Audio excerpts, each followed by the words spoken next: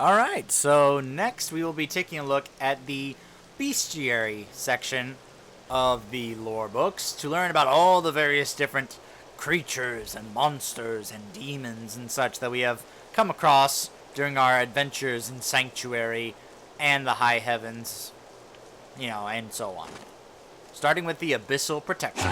I can't recall if these things were always here or if they were drawn by the island's emanations.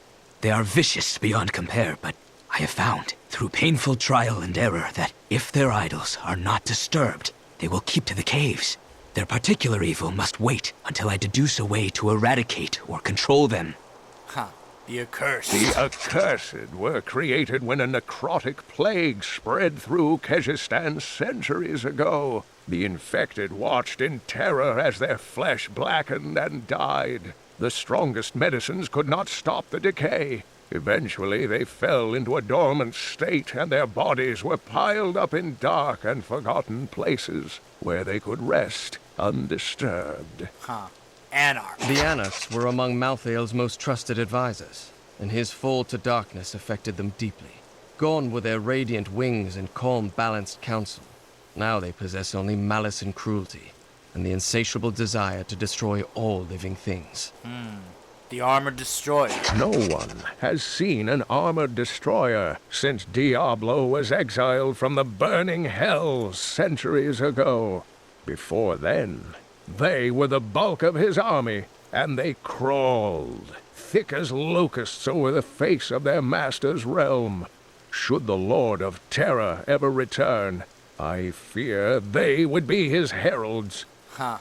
The Barbed Lurker. I suspect that the Barbed Lurker is part demon, for its appearance has an aspect far too sinister to occur naturally. It expels a noxious poison worthy of the hells, and from what I can tell, it will only feed on its own kind or the corpses of demons. One hopes it will never encounter a human. A Beast. The large, sluggish beasts can thrive in any grassland or forest, provided there is enough water. Farmers will recognize these brutes as the savage cousins of the common pack beast, a tame breed that was likely domesticated nearly 2,000 years ago. One can hardly imagine the trouble that effort must have taken. The Bile Crawler. The bile crawlers are commonly spoken of among the peasantry in Honduras, most often invoked to scare unruly children into their beds. Fables hold that the crawlers are the half-formed demon spawn who hatched before their time. They resemble nothing more than a bloody, ravening mess, and possess a voracious appetite for human flesh. Ugh. The Blood Clan Karza, or Khazra. Though I have searched every corner of the great library of Chaldeum, I can find no references to the true fate of the Blood Clan Khazra. Some crumbling papers hint that they made a pact to serve the mythical lesser evils. But surely such a thing cannot be considered proper scholarship. Surely. Yeah, surely. The Bloodhawk. It is easy to focus on the dangerous foes one may encounter on the ground, but the Bloodhawks rule the skies with terrible ferocity. These crimson-winged birds will wait until their prey is at a disadvantage, then swoop down to attack. Watch for their shadows on the nearby terrain, and be prepared to flee quickly. The Bogan Trapper. The Bogan Trapper's Or snares Bogan are Trapper. surprisingly effective, though I have no idea how they learned to fashion them. Most of the Bogan's feeble intelligence seems to be centered around killing and eating, and in this respect, their efforts are admirable.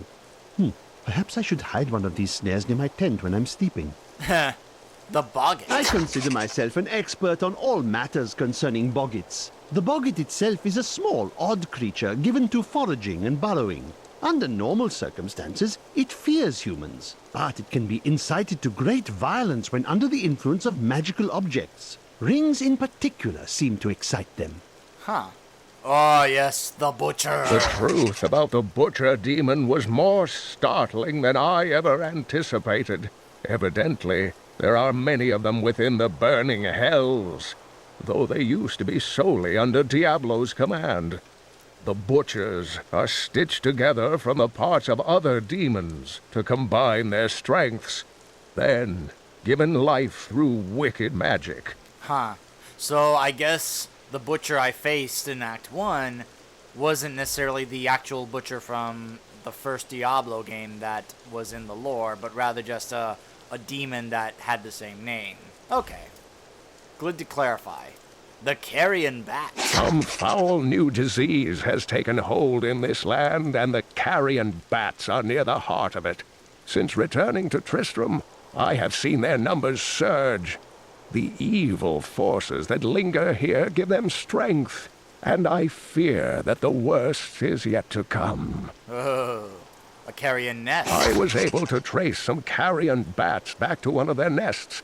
What I found shocked me. The nest itself is a living organism, a mature bat that has been mutated by the darkest of magics. I no longer doubt that demonic forces have corrupted these creatures. Yep. I went through a lot of those things in Act 1. The Colossal Golgor. The colossal Golgor is merely a colossal myth. In folklore, they are sons of an infamous demon who smashed half of hell in anger after the prime evils were defeated during the Dark Exile. Why, if I had a gold coin for each of these tales, I would be a wealthy man indeed. Indeed. I've always been interested, who the heck is this other lore guy other than Deckard Cain, the other guy? This guy who just read this. Because it was just kind of like, who's this guy taking up like half the lore as opposed to Deckard Cain? I would rather Deckard Cain has done all of it, but I don't know. And of course, the Dark Exile. Yeah, that's what I was referring to with the Discovery of Sanctuary books. The Corpse Raiser. When I first beheld the Corpse Raiser, I thought myself capable of defeating him. Then he reached out his arm, and the ground in front of him was bathed in a spectral light. The bones of men and beasts rose from the earth and advanced on me. Sidea, the Maiden of Lust. Oh my. Though Asmodan is close to all of his lieutenants, Sidea is his special favorite. The Maiden of Lust is both beautiful and grotesque in appearance, with the torso of a woman and the legs of a spider. Her voice is said to be as smooth as honey, but she only speaks words of death. There you go. Even Deckard Cain just said, Claudia Black, her voice, smooth as honey. Which, considering she was Morrigan in Dragon Age, I can agree. The Dark Berserker. The Dark Berserkers are considered weaker demons, but their strength is still far greater than that of any human. I have found dark spells within the cathedral, written in Archbishop Lazarus's own hand, explaining how to summon them. I pray that no other copies exist, so that this terrible knowledge will be lost forever. The Dark Cultist. A dark coven has formed in Tristram, and I fear that their superstitious violence may damn the whole region. I discovered very little during my eavesdropping, except that the word Magda was repeated several times in their chants. Oh well, now I journey to the safety of my home, where I may put these worries behind me. Oh well. The Dark Vessel. The cultists were performing a strange ritual when I saw them today. One of their number stood soundlessly, while others thrust long spikes deep into his spine. Ow! He did not perish. And I believe that he may have even been darkly empowered from the implantation, though such terrible magic is foreign to me. The Death Maiden. After Malthael's disappearance, the Angiris Council appointed his most loyal servant, Urzael, to find him and bring him back to the high heavens. Urzael, accompanied by the sect of maidens who were Malthael's closest followers, set out to find their absent master. They never returned. Because they joined him to slaughter everyone in Westmarch. The Deceiver. These serpentine demons are Belial's favored servants, and he has granted them some of his skill in cunning and illusion. Deceivers will cloak themselves in the familiar forms of their enemies' companions and friends, waiting to strike when the moment is opportune. It is only then that their true forms are revealed. Yep. The Demon Troopers. Demon troopers form the meat of the armies of hell. Their masters use them roughly, sending them into the vanguard for most battles. For their part, the troopers are easily excited by opportunities to exhibit their great talent for violence. In fact, the troopers frequently attack each other when they are left idle. The demonic Hellbearer. I had long hoped that the demonic Hellbearer was a fiction, a nightmare from the troubled minds of my ancestors. Just imagine, a demon taller than a castle tower who can retch up endless minions from the depths of the hells. Surely our people are doomed if such an abomination exists. Well, they exist, but we weren't doomed because I just kind of knocked them off. The demonic Hellflyer. Asmodan created the demonic Hellflyers after he nearly lost to Tyrael in battle thousands of years ago. The angels made glorious use of their great luminescent wings to outmaneuver the demon host and assail its commander. Frustrated by his near defeat, Asmodan began breeding winged demons capable of tearing the angels asunder. That's why Asmodan was a very cunning war general. The demonic Tremor. One usually hears demonic tremors before seeing them. These behemoths move slowly and heavily, pounding the earth with their massive fists. Many a siege has been broken by the tremors' battering strikes, and many more enemies of the demons have been felled by their wrath.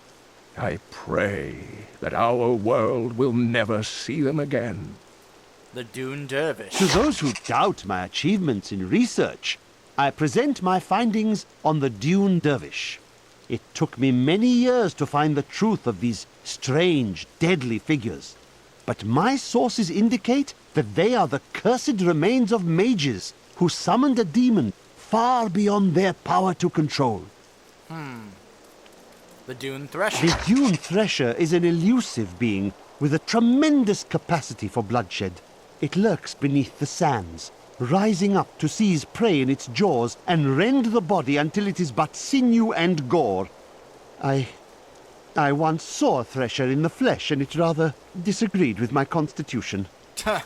The Dust Imp. Not all dangerous demons are large and imposing. The Dust Imps are little more than children in size, but they possess the cunning and bloodlust of far larger creatures. They take cover in the shadows, emerging only when viable prey wanders too close.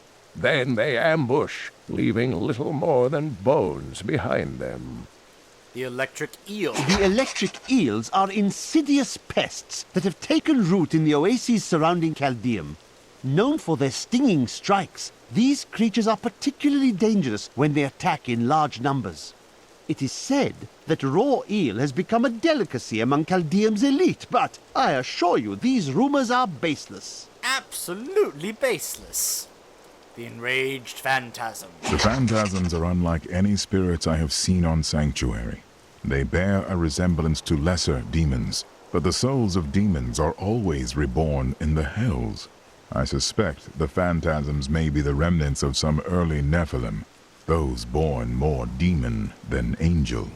I think Tyrael may end up getting to do more lore books as we progress in the series, whether it's the next expansion to this game or whether it's Diablo 4, whenever that happens, maybe a decade from now. The Enslaved Nightmares. The enslaved nightmares stand as testament that there will never be peace between men and demons.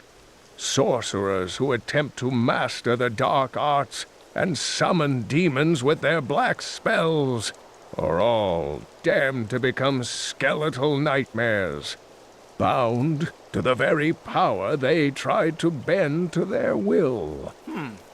The Exarch. Before Malthael turned, his sages of wisdom occasionally reached an exceptional level of knowledge that granted them the title of Exarch. These esteemed followers would guard the Chalice of Wisdom when Malthael was away, and they were the last to leave after their master disappeared from the high heavens. The Execution. These monsters were once the most notorious and reviled criminals in Westmarch, drawn up from the deepest, darkest cells of the city's prisons. Each was worse than the last, heartless murderers who had butchered countless men, women, and children. In death, Malthael birthed them in forms that matched their twisted, callous souls, creating perfect instruments of slaughter. The executioners have earned their name. Ha! The Exorcist! All know the reputation of the Exorcists of Westmarch, those spiritual warriors specialized in removing demonic possession. By custom, they arrive in darkness, clad in cloaks as black as the night that conjured them. They work in secret, extracting the demons that dwell within their subjects. Now, Malthael has turned them, and they roam the city in their inhuman forms, stripping the souls from all they encounter. I'm sure there's a Linda Blair joke in there somewhere, but I can't think of one. The Fallen Grunt. It seems that the Fallen are indeed creatures of demonic origin. The old heraldic tale claims they were once powerful servants of the mythical Asmodan. They purportedly aided him in his battle against the prime evils, and Diablo later punished them by twisting them into the small, stupid forms they now possess. The Fallen Lunatics. The fallen lunatics are the most unstable of their kind, causing them to overproduce highly combustible fluids in their abdomens. I believe this imbalance must be inevitably fatal, leading the lunatics to puncture their stomachs and release their explosive bile in a terrible display when enemies come too near. Huh. The Fallen Shaman. Though the champions are larger and the lunatics more devastating, it is the shaman priests who lead the fallen. These shrunken, unintimidating demons can easily kill an enemy with their firebolts, but it is their ability to resurrect their imp allies that allows them to command such high respect from their peers. Huh. The Flesh Gorge. I have always wondered how much Adria relied on Diablo's power instead of her own. Based on her blood golems, her magic is very strong. These flesh gorges are raised from earth, stone, and demon blood, and they are driven to feast on humans so they may resemble us more closely. Let's hope they don't succeed. Huh. The Flesh Hurl. Adria birthed these golems from the blood marsh. Their bodies were formed from the water and earth of the marsh itself, while the venom of the marsh creatures gave them life. Their very skin seems to burst with the poison of this land. The Flesh Shaman. The Flesh Shaman was created from the blood of the witch Adria.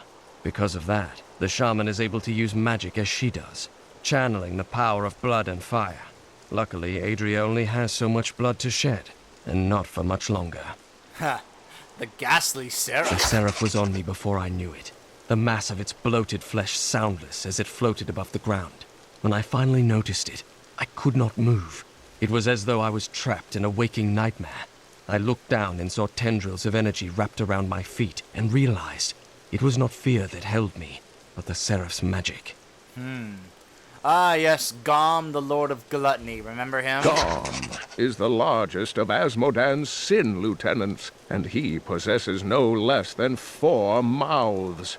Though his voracious appetite is certainly his greatest weapon, his bile and, well, other noxious excretions are equally lethal. When last seen in battle, the Lord of Gluttony swallowed 6 angels whole, spears and all. Yikes. A ghost. Ooh. The tragedies in these lands have left many restless spirits in their wake, and they demand retribution. These spirits will take out their vengeance on any unsuspecting individual who may pass, for they believe that the blood of the living will yet restore the lives that were ripped away from them. The Ghoul, and no, not the ones from Fallen. Ghouls are stronger than most risen dead, but they gain their fortitude through horrific means, feasting upon human corpses. These creatures are least dangerous while eating, but do not disturb them, or it shall be your limbs between their teeth. No wonder ghouls get offended in Fallout when you call them zombies. The Grotesque. The grotesques may seem slow and senseless, but they hide many dangers within their hideously malformed bodies. A set of spikes lurks beneath the monster's flesh, and foul parasites nest within them. Ugh. It is said that these horrors themselves are constructed by a greater evil, a darkness that I cannot even fathom. Yikes. The Hellion. The bestial Hellions are demons that can be summoned from the burning hells with the aid of foul sorcery. They are given to chasing down their foes and attacking them with savage fangs. This usually allows some spare time for their masters to craft their dark spell work and finish off the victim. The Herald of Pestilence. Long ago, the Heralds of Pestilence were lesser demons who rebelled against Asmodan. The Lord of Sin vanquished them easily, but instead of slaying them, he granted each one a long arm, infested with a poison that could kill anything but Asmodan himself. The Heralds have been plague-riddled menaces ever since. Well, I tell you, Asmodan, pretty smart general. Hound Pack Leader. Many of the oldest noble houses in Westmarch kept massive hunting dogs on their grounds. Though docile enough in life, they've become terrors in the hands of the Reapers. Now these beasts lead the packs of smaller dogs as they chase down the citizens of Westmarch. I don't even want to record what they do to the corpses. Ugh.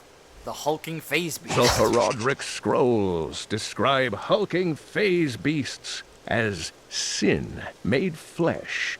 Asmodan granted them great power, allowing the beasts to shift in and out of sight at will.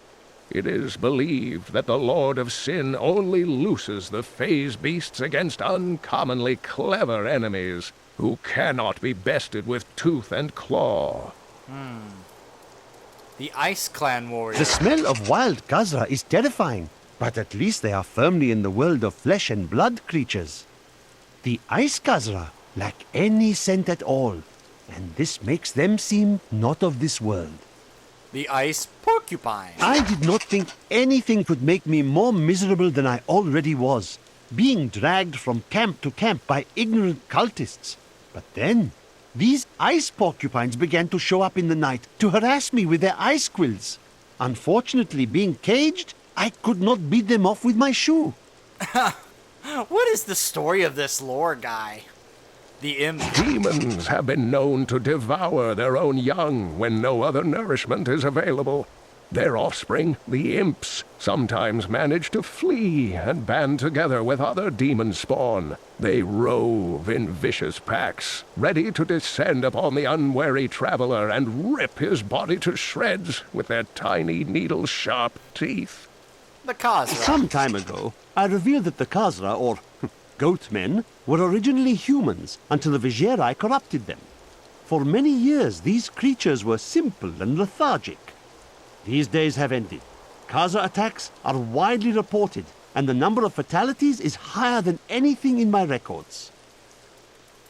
The Khazra Shop. Long ago, 5 clans of the Umbaru tribe left the Teganze and ventured north. After their transformation into Khazra, only a few elders were still able to use magic, and they passed it down to their cleverest children. These are the Khazra shaman, and they rank among the most dangerous of their race. The Lacuni. The Lacuni, or panther men as they are sometimes called, Got it have right. inhabited the desert wastes east of Chaldeum for thousands of years. The large males are the tribe's leaders and protectors, while the agile females are expert hunters. Mostly they are primitive and reclusive creatures, although they will attack if cornered or hungry. The Maggot Brood. Searching for the maggot brood has been quite an adventure. I first observed the corpse of one near the road to Westmarch, where it raised such a stench that my new assistant vomited twice on my favorite traveling cloak. The stains came out eventually, but I was sorely vexed. I like that these entries done by this guy are sometimes become more about him than about the actual creature he's talking about. The Mallet Lord. The Mallet Lords are brutal overseers, second only to the 7 evils themselves. The Mallet demons rule the seething outer reaches of the hells that surround the central realms, and have long refused to join any of the lesser evils' armies. Surely the destruction would be unthinkable if such a thing ever came to pass. Huh. The Oppressor. I have seen many warriors in my day, but only a scant few of them could face the might of an oppressor. This monster towers over the tallest barbarians and wields weapons crafted from hell-forged steel. They were last seen with Baal during his resurgence, and left legions of dead men in their wake. The primordial scavenger. Pandemonium is a harsh realm, and its inhabitants must be resourceful to survive, but none more so than the scavengers, who armor themselves in the very rocks beneath their feet. They may appear as mighty giants to their foes, but a few hard strikes will reveal that their true form is much smaller. When I was looking for the Discovery of Sanctuary books, these guys were so annoying, especially the yellow versions, like the very powerful versions of them. The Quill Fiend. Dear reader, I am Abd al-Hazir, adventurer, scholar, Abd and researcher. al-Hazir. I share my knowledge of this incredible world and its creatures through my insightful missives, often at grave risk to myself. Why, I was recently in Kanduras, where my tents were ransacked by vicious quill fiends. I was able to beat them off with a shoe, but a less bold man would have fared far worse. So at least now we know who this guy is. Abd al-Hazir, an adventurer, a scholar, and a researcher. My knowledge of this incredible world and its creatures. Insightful missives. So insightful. Sorry, Abd, but I'll take Deckard Cain and even Tyrael, or even Lorath over you any day. Rakanoth, the Lord of Despair. In the beginning, Rakanoth served Andariel, the Maiden of Anguish, with efficient brutality, for his touch may open up many painful wounds. He was also the warden of Iswal during many long years that the angel suffered in Rakanoth's own plains of despair. But he has quit his realm unexpectedly in recent times. I mean, the ones we're most familiar with are Diablo, Baal, Mephisto, Belial, and Asmodan. But the other two, you know, I feel like we don't really know them that well. I have a feeling that, I mean, I guess they were killed at some point, but it's like, I hardly know anything about those two. The other five we know a lot about because we've encountered them, obviously, but the other ones, really not that familiar with them. Ooh, here we go, the Rat King, just like that character from Ninja Turtles. This creature is the most unsettling of all the natural denizens of Sanctuary. The male of the species carries the eggs, which the female deposits on his back. In their larval state, they burrow into the male's back, creating visible protrusions. They eat their way out of these protrusions when the host is attacked. Oh, so they're like the facehuggers from Alien. The Revenant Archer. As Malthael has imbued them with the ability to sense the living, Revenant archers do not rely on their vision to find their targets. There is no place safe from their sightless gaze. They will find you through stone, wood, and even the ground itself. And once they have their quarry, they do not miss. The Revenant Shield Guard. The Revenant Shield Guards were once the personal guard of King Justinian IV, appointed to the position for bravery and skill at arms. They accompanied the king at all times, resplendent in their ornate armor, wrought by the finest craftsmen in Westmarch. But most spectacular were their shields, which they unerringly employed in the protection of their king. The Revenant Soldier. I watched in horror as the guard was struck by the maiden's magic. I heard the sound of his screams until his flesh had dissolved to nothing, and only his armor-clad skeleton remained, his jaw unhinged. Blue mist swirled around his bones, coalescing into new flesh. When at last I cut him down, the phantasmal flesh exploded, leaving only a pile of armor behind. The Risen Dead. I will never forget the first time I saw these horrors shambling out of the misty woods. Our loved ones, buried long ago, rose from their graves and began to attack the living. However, the risen dead were only the beginning. Could also be the Walking Dead. Oh! The Rockworm. The rockworm may very well be the ugliest creature ever to blight the world with its presence.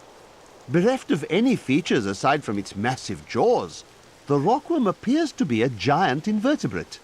I should like to study it further. but its burrowing tendencies make it extraordinarily difficult to track.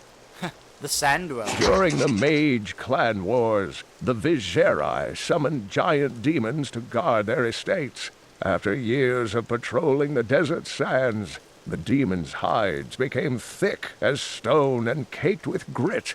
In the end, they have outlived their masters. Now, only the glowing runes on their skulls belie their true origins. The Sand Wasp. I would rather not discuss the sand wasp. These overgrown insects wouldn't be notable whatsoever if not for their exceptionally poisonous stings, which, alas, killed my young apprentice. I thought he would be more careful when I sent him to retrieve a sample from the hive, but his parents did not understand my perspective. My gosh. The Scarab. I had half a mind to explore the ancient ruins outside Westmarch, and then I realized they were crawling with dreadful scarabs. Of course, these creatures do not frighten me, but they make my research much too time-consuming, and I am widely known for my efficiency, am I not? Of course, widely known. The Scavenger. Scavengers are ugly, pathetic creatures who survive off of carrion and corpses, too diseased to attract any other carnivores. I did once meet a raggedy fellow who claimed that he had trained one of the beasts to bring him large rats to eat. But I'm sure the story is utter nonsense. Utter nonsense. The Scavenging Tunnel. Not all of the hazards of Pandemonium lie above ground. The tunnelers roam just beneath the surface, breaking through to snatch prey in their enormous jaws. And my heroic friends ask why I wish to stay inside the fortress. I wonder when Deckard Cain was actually there. Interesting. The Scouring Charge. My journey to Pandemonium has allowed me to see a new world. One that is almost too fantastic for mortal eyes. Maybe Tyrael took him there because he was part of the battlefields Horadrim. stretch before me, a desolate space that is occupied by small, scouring beasts. They search the lands endlessly, thriving off the magic that lingers from battles long past. So I guess at some point Tyrael took him and some of the other Horadrim up there to Pandemonium, and that's why he's like, I know what happens in Pandemonium and all the different creatures there. The Shadow Vermin. There has been much debate among the Horadrim regarding the Shadow Vermin. Some scholars believe that these wraith-like foes are formed from concentrated demonic energy, while others believe they are the souls of humans, corrupted by Diablo.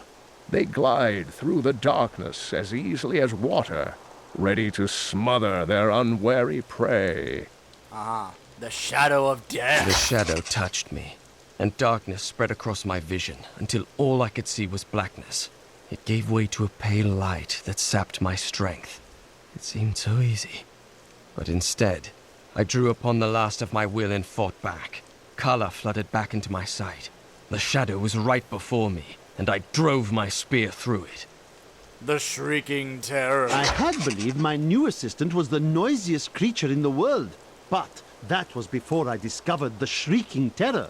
This bat-like monstrosity produces the most ear-splitting racket imaginable, and furthermore managed to make my assistant scream even louder. I think my headache will last for weeks now. See what I mean? He always turns it into a bit about himself rather than about the creature. The Siegebreaker Assault The Beast. Siegebreaker is a monster of legends, of nightmares, and thin whispers in the dark. It is the most prized champion of the Demon Lords, because its massive size and strength could turn any battle in its favor. I wish I knew more, but alas, all who have seen it have perished. The Skeletal Guardian. Only the most talented mages can summon skeletal guardians. It takes great power to form these tall, slim constructs from their unstable reagents, and even more power to sustain them. In the hands of a master, however, the guardians can become powerful weapons capable of defending their posts until the end of time. The skeleton. During the last days of King Leoric's reign, even the skeletons of the ancient dead could not rest. They took up their broken armor and weapons once more, ready to cut down anything that yet drew breath. Though wasted and fragile, these creatures possess a twisted cleverness that makes them quite formidable. The Soul Ripper. Soul Rippers are the bane of the living, creatures born of the endless malice churning within hell.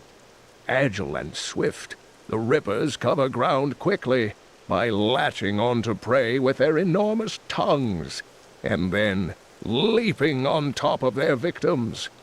From this point, the Ripper cannot be deterred.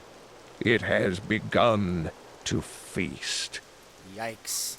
Oh, wonderful. The The spider. ubiquitous spider is one of the oldest and most adaptable creatures in the world. It also seems to have acquired an unfortunate susceptibility to magic. When exposed, the arachnids will increase dramatically in size and even cast spells. Due to this hazard, I recommend staying out of dark places whenever possible. I'll take that recommendation. The spiderling. Spiderlings alone may seem unthreatening, but their presence should be a warning for travelers.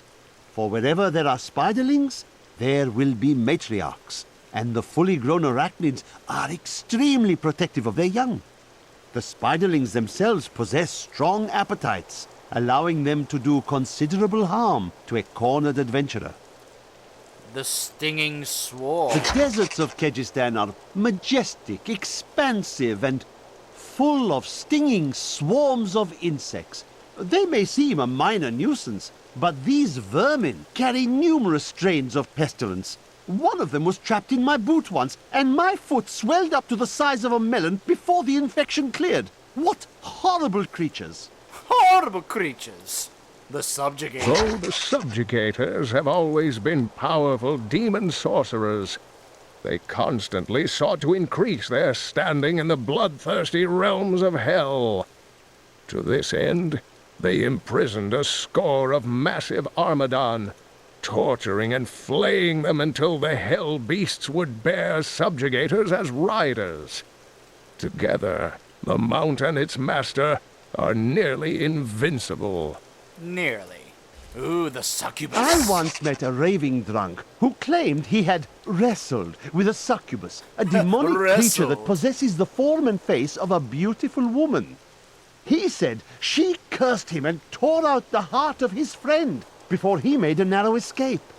Really, young men are given to such exaggeration these days. Such exaggeration. The summoned archer. Any other archer would have fled as I charged, but this one stood its ground, staring down the arrow's shaft through lifeless, empty eye sockets.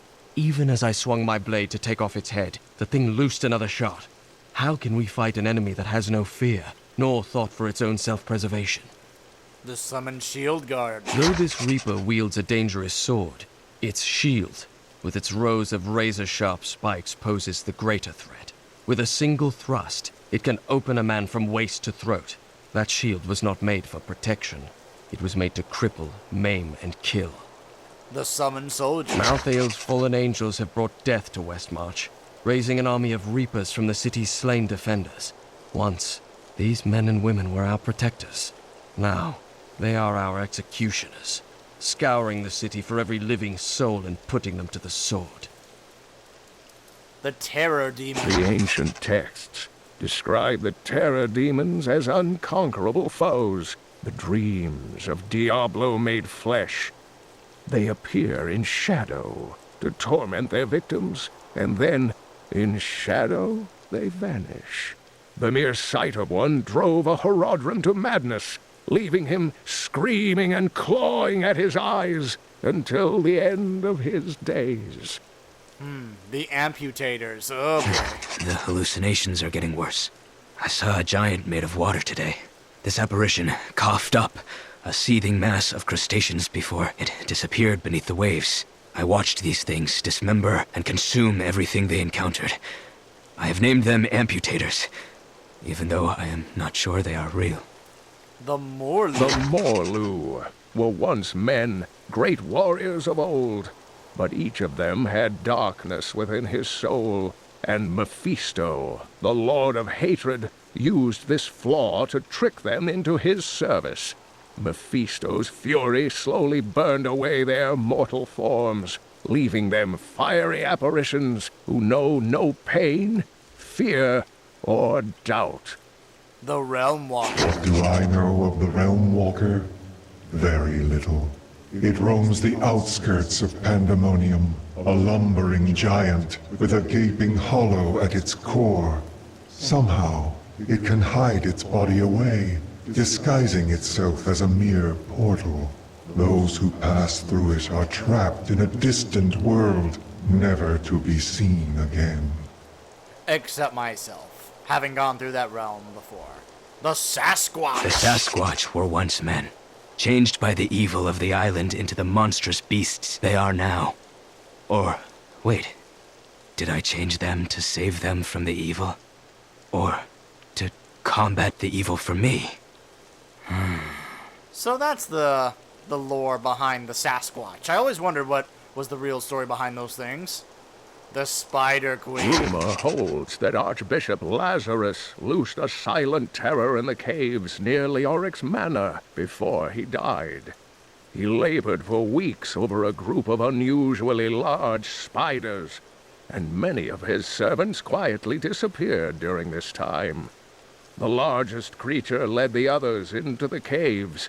None who have ventured there have returned. Of course, because they became spider food.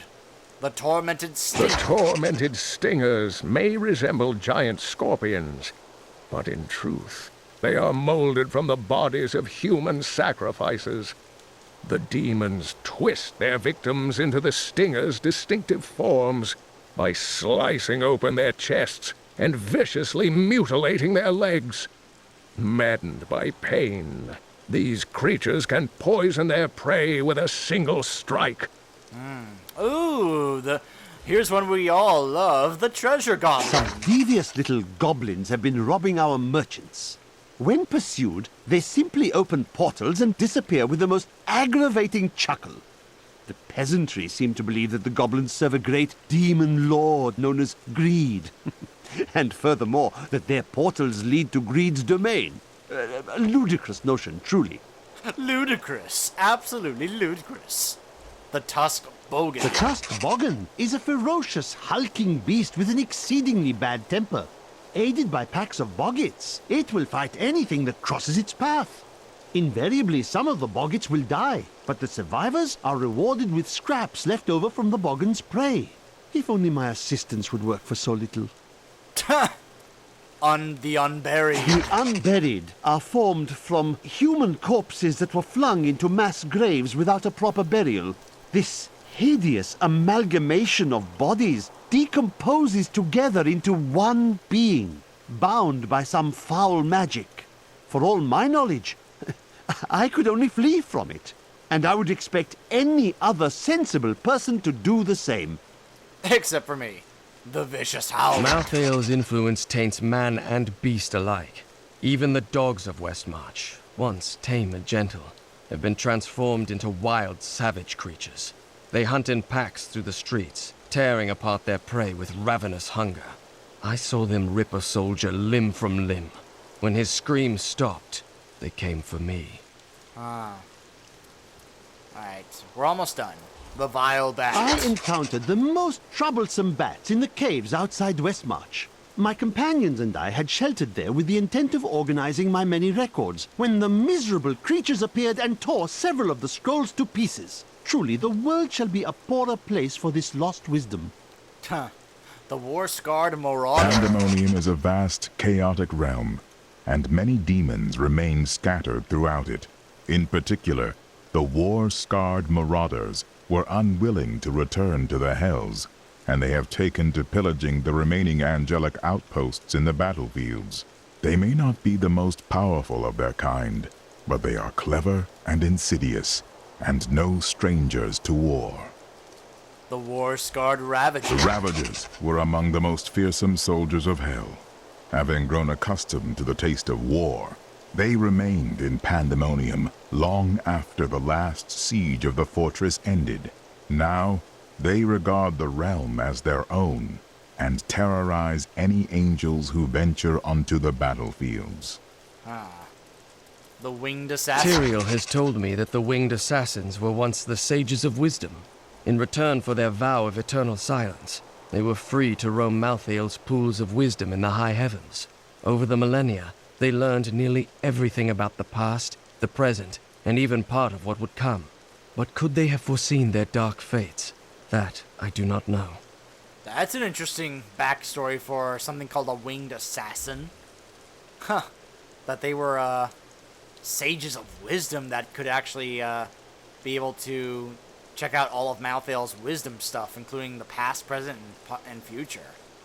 The winged talents. I have found many references to the beasts of Pandemonium in Cain's old writings. He journeyed there 20 years ago to help a band of heroes seal away the prime evils, and his discoveries appear to have shaken him deeply. Sometimes he would stare outside the fortress walls, and winged beasts would appear, calling his name. The Withermoth. The Withermoth is a curious phenomenon. It is tremendously large for an insect, and somehow its size allows it to expel a charging force when attacked. For this reason, few have survived to study it in great detail, including many notable academics. In fact, please do not inquire further upon this subject. Alright, 3 more left. The Wood Spectre. Is it right that I bent the will of these juvenile wood wraiths to my ends? Even though they were only mindless predators, all of nature's beings deserve to be free. Instead, I have made them slaves to my eternal quest. Another act for which I must someday pay. The Wood Wraith. I have heard the most ridiculous tales about travelers being ambushed by vicious trees. It is too much. Despite their names, the wood wraiths are not plants, but fully mobile beasts who have taken on the guise of foliage to ensnare their prey. Only a simpleton could be fooled by such a trick. Only such a simpleton. And last, the Wretched Mother. I, Deckard Cain, have spent many years traveling and writing about the strange creatures in our world. Yes, but you the have. sight of the Wretched Mothers still haunts me. They are the remnants of Queen Asilla's slaughtered handmaidens who were twisted by foul magic. Now they feast upon cadavers and regurgitate them as newly formed, risen dead. So I think there's maybe like one more that I didn't get about something called the Skeletal Crawler, but I haven't encountered it yet, but I didn't think it was that important. So that's pretty much the majority of the bestiary of what we have encountered in Sanctuary. So when we come back, we will be taking a look at probably the quest lore books to specific quest lines, and then we'll probably end with the people quest lore books. Stay tuned.